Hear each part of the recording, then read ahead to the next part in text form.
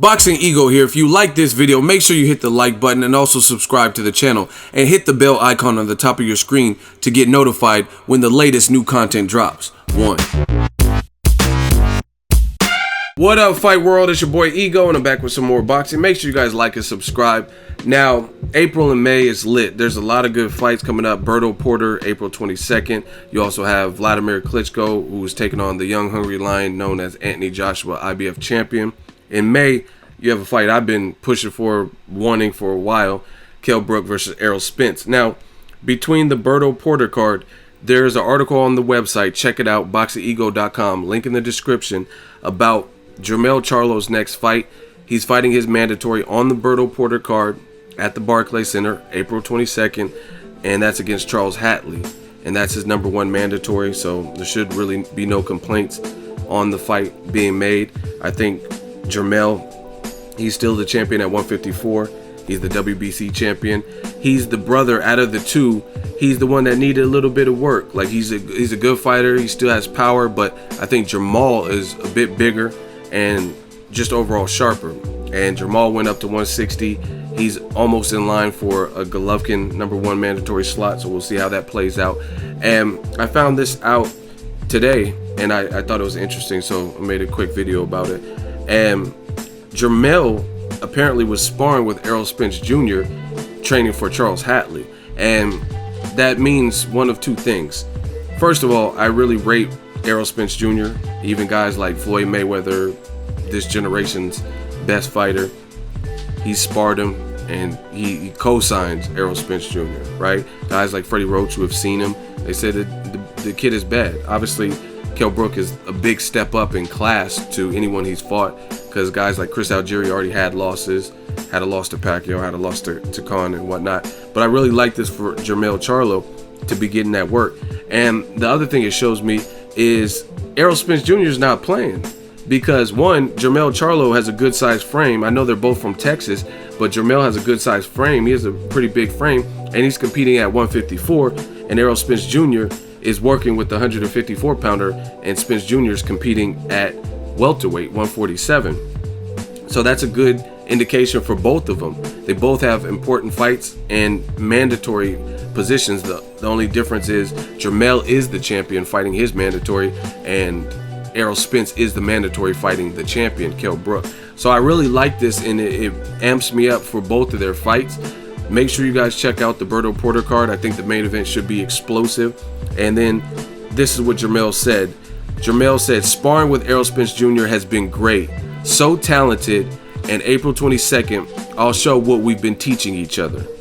Charlo Hatley, right? So I thought that was kind of cool. I seen that on Showtime's page. And like I said, this really excites me for both of their fights, and they're concurrent back to back. There's one in April, late April, and then there's one in May.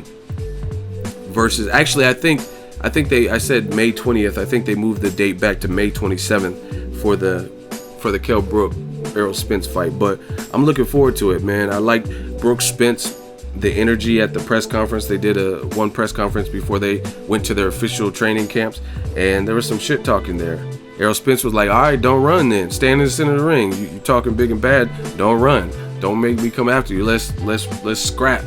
And Kell Brook was like, all right. But I mean, ultimately, I don't think that's true. I think a fighter's going to do what he has to do to win. They're not going to be like, oh, hey, I made a bet, so I'm not going to run. You know what I mean? Unless they're on some real machismo stuff. But Errol Spence looked a bit bigger in terms of height. They both are pretty, in terms of BMI, body mass index, pause. They both look about the same mass to me.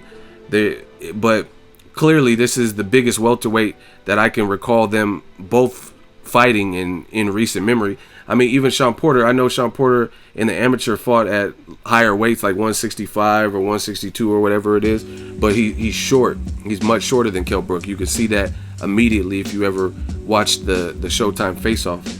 But these guys are like eye level with each other, and I'm just looking forward to it, man. I think that's going to be an explosive fight. But the other thing that tells me about Errol Spence is that he's not playing. He's taking this camp seriously, because that means he's already in camp if he already was sparring and getting Jermell Charlo ready, because To my knowledge, Jermell is now in Southern California, so I'm assuming they were sparring each other while they were both in Texas before Jermell came out to Ten Goose Gym.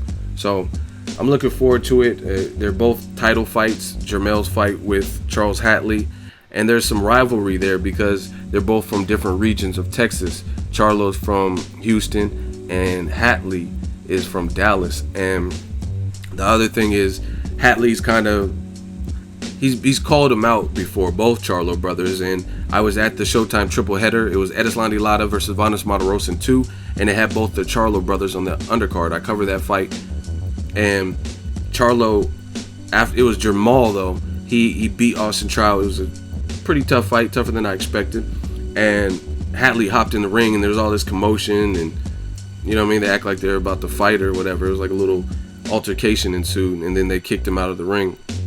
So Hatley's been on their line for a minute and been calling him out, so now he's getting his opportunity. And like Charlo said, like Jermell said, we'll see what him and Errol Spence have been cooking up in the lab and working on. Let me know what you guys think, but I think this is great sparring for both.